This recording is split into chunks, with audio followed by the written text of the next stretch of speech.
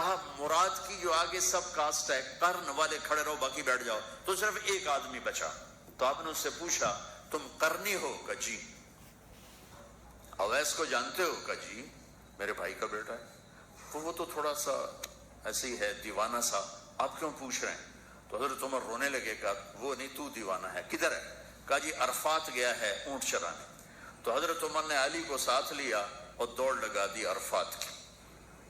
وہاں گئے تو حضرت اویس ایک جھاڑی کے نیچے نماز پڑھ رہے تھے، یہ دونوں حضرات آ کے بیٹھ گئے، انہوں نے محسوس کیا دو بندے آ گئے، نماز مختصر کر دی۔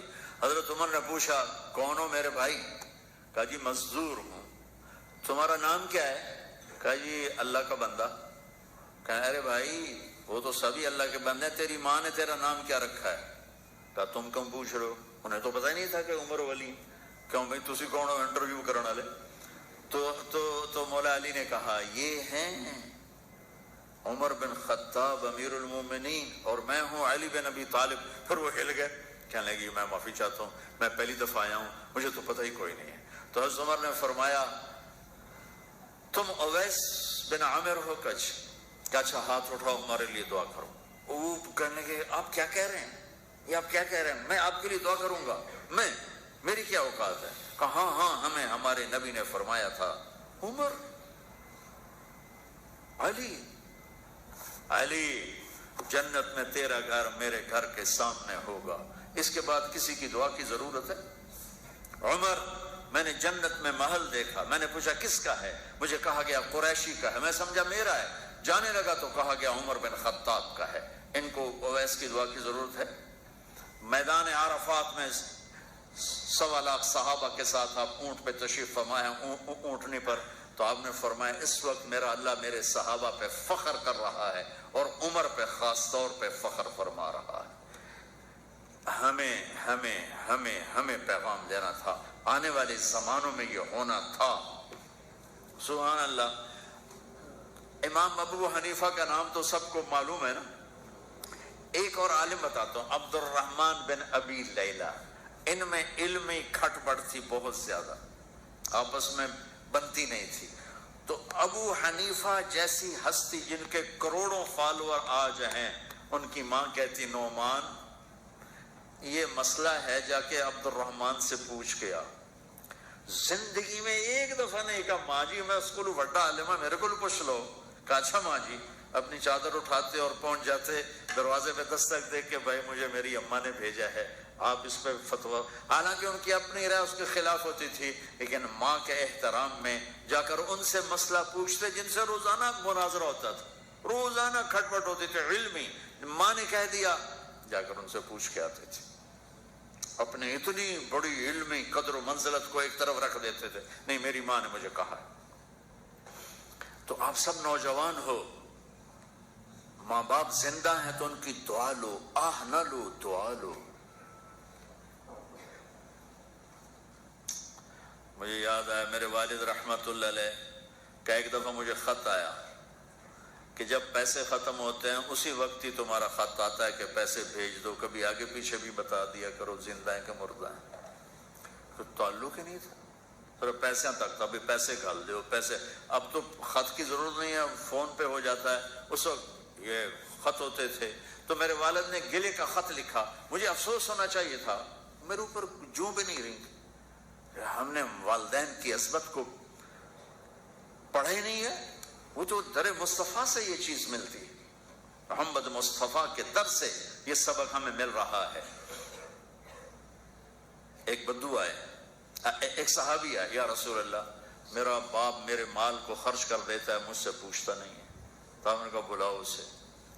ان کو جب بلایا گیا تو اس نے پوچھا کیوں بلا رہے ہیں؟ کہ تیرے بیٹے نے شکایت کی۔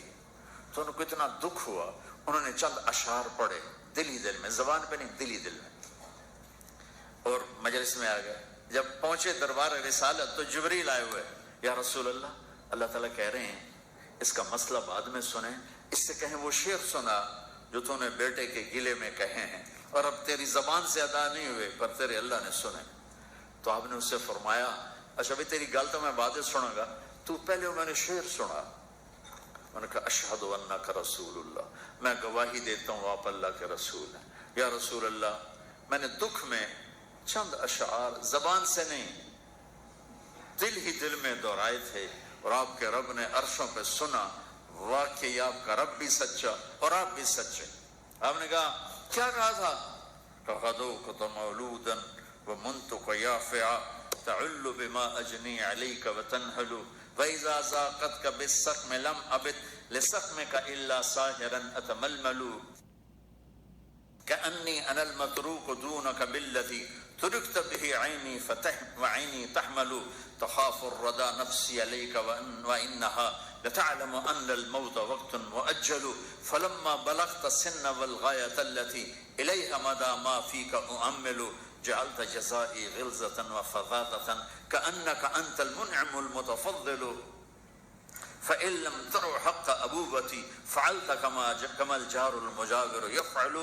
میرے نبی کے ٹپ ٹپ آنسو، کہا میرے بیٹے جس دن تو پیدا ہوا ہم نے اس دن اپنی ذات کے لیے جینا چھوڑ دیا، ہم نے تیرے لیے زندگی کا سفر شروع کیا، تجھے ٹھنڈی چھاؤں میں بٹھانے کے لیے گرم ہواؤں سے لڑا، تمہیں ٹھنڈی ہواؤں سے بچانے کے لیے برفانی راتوں میں کام کیا، تیری ایک مسکراہٹ دیکھنے کے لیے ساری ساری رات تڑپا، ساری ساری رات اپنے آپ کو کوہلو کے بیل کی طرح اپنی ساری جوانی کا رس نچوڑ کے تیری ہڈیوں میں ڈال دیا، میں بوڑھا ہوتا گیا، تو پروان چڑھتا گیا، میری کمر جھک گئی، تیری کمر اٹھ گئی، میری ٹانگوں سے جان نکل گئی، تیری ٹانگیں مضبوط ہو گئیں، میرے ہاتھ کانپنے لگے، تیرے ہاتھ مضبوط ہوئے، میں لڑکھڑانے لگا، تو اترانے لگا، تو مجھے خیال آیا کہ جیسے میں اس کے لیے دھکے کھاتا تھا، اس کی زندگی کی دعائیں مانگتا تھا، اس کے لیے تڑپتا تھا، چلو آج میرا یہ سہارا بنے گا،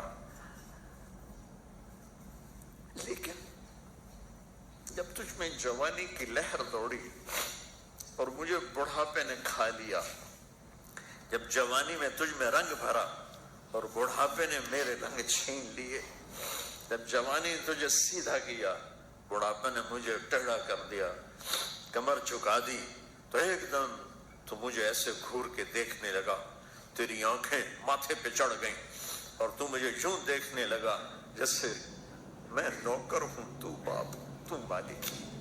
تو میں نے اپنی 30 سالہ زندگی کو جھٹلا دیا کہ ہاں میں باپ نہیں ہوں، میں نوکر ہوں، یہ میرا سردار ہے، اگر یہ بیٹا ہوتا تو یوں تو نہ کرتا، اس نے میری راتوں کے تڑپنے کو بھلایا، میرے گرمی سردی سے لڑنے کو بھلایا، کولو کے بیل کی طرح میرے چکر کاٹنے کو بھلایا، اپنی خوشیوں کو دفن کر دیا اپنے سینے میں، قبرستان بنا دیا اپنے سینے کو، اپنی خواہشات کا اور اپنی خوشیوں کا، اور آج تو مجھ سے ایسے بات کرتا ہے جیسے میں نوکر ہوں اور تو میرا آقا ہے۔ اچھا میرے بیٹے، میں نوکر سے ہی، تو سب، پر میں تیرا پڑوسی، تو بندہ پڑوسی سے پوچھ ہی لیتا ہے کیا حال ہے، کوئی ضرورت تو نہیں، اتنا ہی پوچھ لیتے۔ دیکھو میں آج رو رہا ہوں، یہ بڑے دردناک اشعار ہیں، میری اردو میں اتنی وسعت نہیں ہے کہ میں ان اشعار کا درد سمجھ سکوں اردو کے الفاظ میں، لیکن اتنا بتاتا ہوں کہ میرے نبی روتے روتے ہچکی لگ گئی، اتنا روئے، تو آپ نے اس بچے کے گریبان کو یہاں سے پکڑ کر دفع ہو جا، میری نظروں سے دور ہو جا، انت و مالک لابی، تیرا سب کچھ تیرے باپ کا ہے، یہی باپ آج تمہارے ہاتھوں ذلیل ہو رہے ہیں، یہی باپ آج تمہاری آنکھوں کو۔ ایک بچہ اپنے باپ سے کہہ رہا تھا، میں بھی بیٹھا تھا، تو آج تک میرے واسطے کی کیتا ہے؟ بہت پرانی بات ہے لیکن میں اب رو رہا ہوں، اس کے باپ کا دکھی چہرہ میری آنکھوں کے سامنے آیا، تو آج تک میرے واسطے کی کیتا ہے؟ اور آگے باپ کہہ رہا تھا، اچھا میرا پتر، اچھا میرا پتر، توڑا بھی ویلا آئی جاوے، اچھا میرا پتر توڑا بھی ویلا، یعنی آگے تیرے بیٹے بھی ایک دن آئیں گے، پھر تجھ سے کہیں گے تو آج میرے واسطے کی کیتا؟ بدبخت تیرے لیے تو تیرا باپ پس کے رہ گیا، اور تو کہتا ہے تو آج تک میرے واسطے بنایا کی، تو آج تک میرے واسطے کیتا کی۔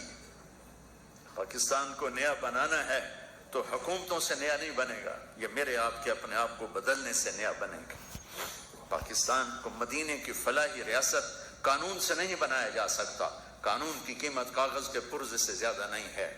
یہ دل کی دنیا آباد کرو گے عشق مصطفیٰ سے، اور اپنے رب کے عشق سے اپنے دل کی دنیا آباد کرو گے تو یہ زرخیز زمین بنے گی، پھر یہاں اسلام کا پودا اور اسلام کے بوٹے یہاں پھول پھل کھلیں گے۔